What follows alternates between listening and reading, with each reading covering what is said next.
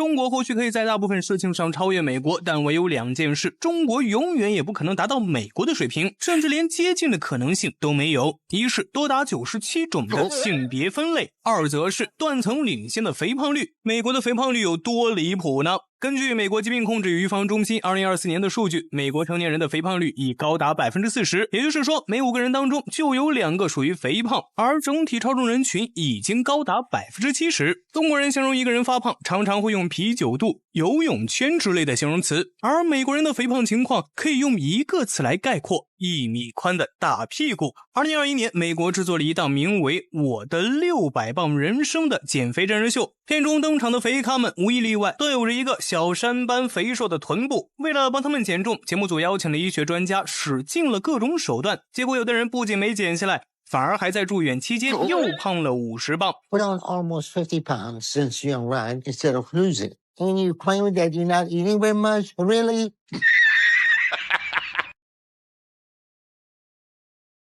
为啥美国人会变成一个肥胖帝国？这还得从一种我们熟悉的作物说起，玉米。提到玉米，很多人的脑海里第一浮现的可能是这幅画面。实际上，苏棒宗当年之所以要在苏联发起浩浩荡荡的玉米运动，就是因为这种作物热量高，不仅能当粮食，还能用来做饲料，功能十分多元。而赫鲁晓夫推广玉米的灵感，某种程度上其实是受了美国的启发。1848年，一个叫托马斯的商人在美国建立了第一家玉米加工厂。短短30年后，这家公司已经成为全球最大的玉米加工企业。早期美国是把玉米当作粮食出口的，但19世纪末，美国企业家学会了把玉米淀粉加工成甜味剂的工艺。在1、2次世界大战期间，这为美国企业创造了大量的利润。60年代，日本科研人员发明了固定发酵技术，随后美国克林顿玉米加工公司将其运用在生产线上，这大大加快了玉米糖浆的生产效率。再加上2战后美国的化肥和农药快速发展，玉米产量不断上涨，综合作用之下，玉米糖浆很快就出现了供过于求的状况。为了解决这个问题，美国农业巨头 ADM 公司 CEO 杜安·安德烈斯说服了美国总统卡特，推出了一系列有利于玉米糖浆产业的价格支持法案，并对进口蔗糖征收高额关税。在这些政策的作用下，1980年可口可乐宣布将部分糖分替换为高果糖玉米糖浆，1年后百事可乐也宣布跟上。到1984年，2大饮料巨头完全转向高果糖玉米糖浆，每年新增的需求量达50万吨。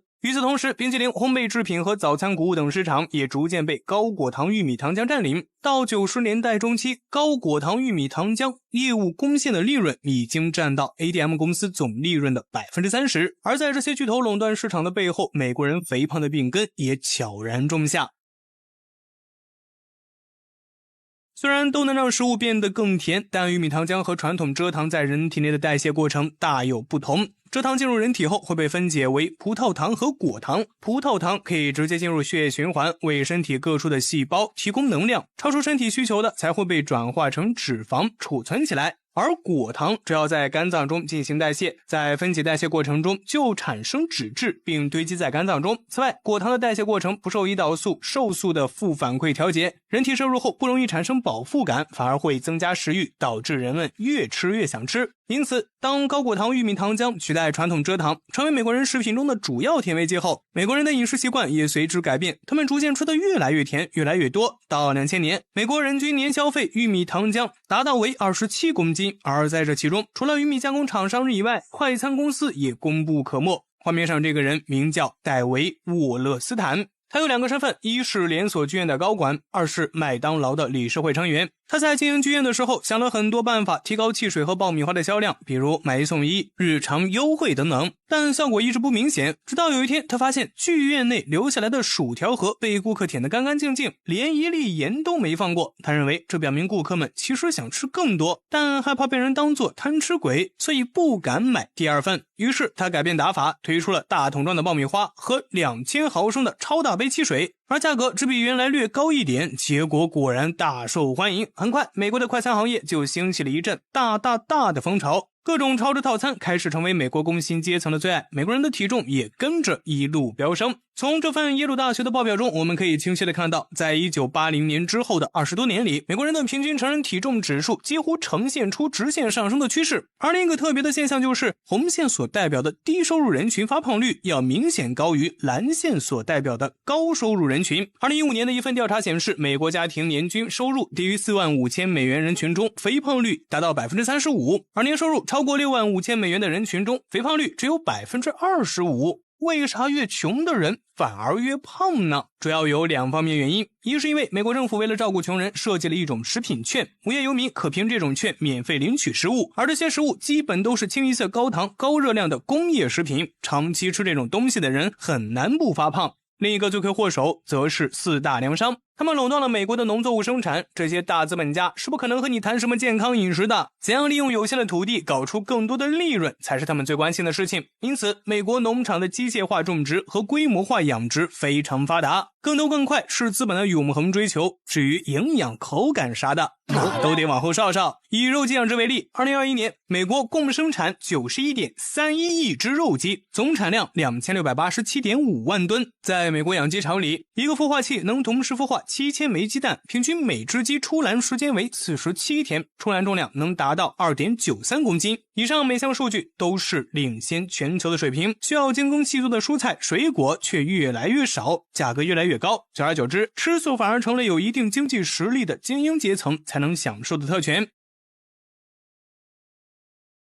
总之，玉米糖浆的泛滥、农粮资本的不受制约和饮食文化的变迁，共同把美国人推向了肥胖的深渊。如今，美国是全球肥胖问题最严重的国家，而与肥胖相关的医疗费用每年超过2100亿美元，甚至连美国人最引以为傲的军队，如今都成了肥胖重灾区。据美国《纽约时报》网站报道， 68% 的美国军人已经达到了超重或肥胖的标准。这可能会损害美国的军事战备能力，并危害国家安全。有人呼吁对这一现象进行大力整治，结果一看，时任美国国防部长奥斯汀赫然就是一个身高1.85米、体重近200斤的大胖子，属于是带头长膘了。其实从前面的分析也可以看出，解决美国肥胖问题并不难，只要做到限制玉米糖浆使用，加强食品行业监管，倡导健康饮食文化3点即可。但问题在于，美国是个资本主义国家，做这些事情对资本家来说不仅没有好处，还会大大降低其收入。试问谁会干放自己血的蠢事呢？而且全民肥胖也未见得就是一件坏事，聪明的美国人早就想到了化问题为机遇的办法，那就是卖减肥药。近年来，美国医药界不断推出各种减肥神药。2023年8月，礼来公司就凭着治疗糖尿病、肥胖症的明星产品替尔博泰一跃超越强生，成为全球市值最大的制药上市公司。华尔街预计这款药物将为礼来创造数百亿美元的年收入，而高盛随后也发布报道，称2030年全球减肥药市场规模将达到1000亿美元。这么一想，那几千万1米宽的大屁股不仅不是美国社会的负担，还是未来炙手可热的经济增长点。彼之肥肉，我之美元，太伟大了，美利坚。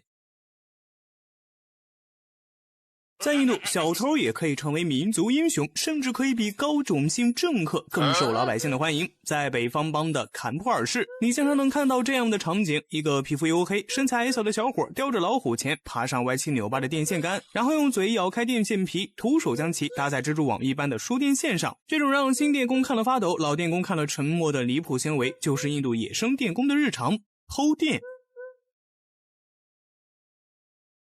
印度人偷起电来有多狠呢？2019年，北方邦和比哈尔邦展开了一项打击偷电的专项行动，结果1年内查处案件超过100万起，也就是说，平均每天查处偷电案件2740起。而根据世界银行的统计，印度每年被偷的电占到全国发电量的 15%到 20%， 因此造成的经济损失估计相当于 GDP 的 5%。 这个数据有几种解读方法，一是说明印度 GDP 上升空间巨大，只要解决了全国性的偷电问题，那 GDP 上涨5-6个点不是啥问题，赢。另一种解读是，印度不愧是世界最大的民主国家，人人都享有偷电的自由，和某些只知道埋头搞发展而不懂等一等人民的大国比起来，好到不知道哪里去了，还是赢。最后，印度人不靠专业知识，无需任何保护，徒手就能搞定各种堪比量子纠缠的输电线路，说明印度人均法拉第转世，天资悟性都得到了湿婆大神的点化，这更是大赢特赢。毕竟在印度教的观念里，受难是为了更好的轮回，这辈子被电死，说不定下辈子就投胎成高种姓了。为啥印度人冒着生命风险都要偷电呢？是印度真的很缺电吗？并非如此。根据世界能源统计评论的数据，2023年印度全年发电量为 1.95 万亿度，排名全球第3，仅次于中美。尽管从总体上看，印度的发电量大约是中国的1/5，但实际上印度的工业产值只有中国的1/12，也就是说，印度的工业用电量是远低于中国的。所以按理说，印度的民间用电不应该如此紧张。那么为什么印度的偷电现象会如此严重呢？这就不得不提印度那抽象至极的电力部门了。1991年，印度对电力法进行了修订，正式允许包括外国资本在内的私人投资者在印度独立建厂。为此，还专门成立了一个中央电力局，为外企投资提供各种政策便利。我们都知道，电力是一个国家的命脉，为啥印度会主动把它开放给外资呢？其实印度政府也是给逼得没办法了。建国初期，他们曾试图搞苏联和中国那样的中央政府垂直一体化管理模式，但各邦之间一盘散沙，投资难以进行有效的统筹。而搞到80年代，电力供给和相关技术不仅没有任何进步，还出现了严重的亏损。恰好此时，拉丁美洲几个国家在世界银行的帮助下完成了电力体制改革，发电量有了明显的提升。印度政府一看，资本主义确实有值得借鉴的地方，于是就有了1991年的这次改革。在世界银行的帮助下，印度首先在奥里萨邦进行电改，主要措施包括将发输配环节进行分拆，建立独立输电公司，取消用电补贴，重新制定电价等等。这通改革下来，奥里萨邦的发电量确实是上去了，但电价也翻了几倍。原因也很好理解，人家外资是来赚钱的，不是来做慈善的。同样的改革也发生在了哈里亚纳邦和安德拉邦，而电价飞涨很快就引起了当地居民的强烈反对，因此这次改革也没能继续搞下去。1998年和2001年，印度再次修订电力法，进一步放宽了私人资本进入电力行业的门槛，并且赋予邦电力机构更大的自主权。啥叫更大的自主权呢？说白了就是让邦电力局可以自行决定电价，这等于是把应对涨价带来的民意问题甩给了地方政府，只要你们能摆平老百姓，想收多少钱都可以。结果可想而知，邦政府只想着捞钱，而电力局也根本不关心老百姓能不能用上便宜电。结果又是各地电价涨个不停，乱收费、多收费的情况屡见不鲜，民间怨声载道。2003年，印度不得不叫停只实行了2年的新改革，撤销邦电力局，重新加强中央电力局的权限，并且设立了一个上诉法院，专门处理因为各种乱象而导致的电力民事诉讼。然而这又回到了最开始的那个怪圈，中央政府无法对各邦进行有效统辖，新德里说前门楼子，地方邦就说胯骨肘子，政策你尽管出，能实行算我输。2002年，改革到头晕目眩的印度电力部门终于在全世界面前出了个大洋相。7月30日凌晨，印度北部9个邦突然一起停电，超过 3.7 亿人受到影响。几个小时后，供电恢复，电力局表示问题已经解决。然而31日中午，包括首都新德里在内的东部和北部和东北部地区超过30个邦再次发生大规模停电，全国近一半地区的供电中断，超过300列火车停运，公路交通大面积拥堵，银行系统也全面瘫痪。事后统计，全国共有 6.7 亿人口受此影响，而印度也因此一举包揽了世界停电记录的前2名。这次事件严重打击了印度国民对当届政府的信心，但有一个人却因此获益，这就是后来的总理莫迪老先。当时莫迪在古吉拉特邦当话事人，他创造了一项记录，让古吉拉特邦实现了24小时不断电，这在当时的印度人眼里简直就是堪比七夕登月的奇迹。而莫迪也抓住机会，2014年竞选时，他向印度人承诺将把古吉拉特邦奇迹复制到全国，让印度每个乡村都能实现通电。2018年4月28日，莫迪老仙儿发文表示，我已兑现承诺，让印度所有农村都通上了电，让我们记住这个历史性的时刻。但没想到，印度时报立刻发了一篇专题文章，拆穿了莫迪老仙的谎言。原来印人党的统计标准是，只要这个村有 10% 的地方用上了电，那这个村子就被认定为达到了通电标准。所以你看，老仙的赢球逻辑真的很简单，只要我定的标准足够低，那我就永远都能赢。你也别管达利特贱民们有没有电，就说我赢没赢吧。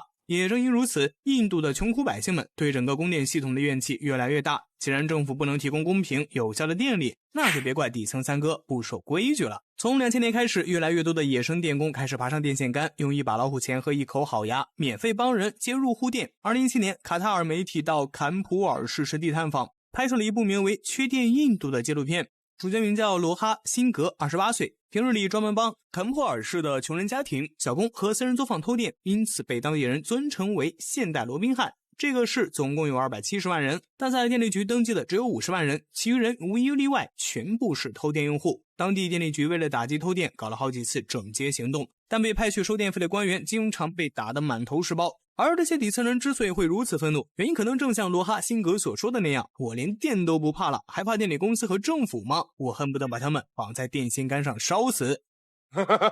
在我们的固有印象中，印度的低种姓大多是一种软弱、愚昧、麻木的状态，但实际情况可能并非如此。在纪录片中，罗哈不仅猛烈抨击了印度官员的腐败和低效，还对印度洋的选举制度展开了无情嘲讽。偷电事情大闹后，引来了很多媒体和关注，一个年轻政客也跳出来说自己要代表民众向电力公司讨要一个说法。但罗哈一眼就看透了，他是在为自己拉选票。他对记者说，政客当选以后，你们就再也看不见他们了。一开始他们承诺这承诺那，但从未兑现过。他们仿佛得了健忘症，再到下一次选举时，一切又看起来那么美好。而随后事情的发展果然一如罗科所料，年轻政客上位后全城狂欢3天，然而狂欢过后，城市又恢复到了贫民区长期限电，而高种姓居住区一天供电18小时的常态。2015年，国际能源署曾经做过一个展望，说到2040年，印度有望增加近6亿电力用户。这话实在是高情商，因为印度媒体只承认还有1亿人没用电。或者换一个思路，有些没电用的群体在印度政府眼里根本就不算人呢。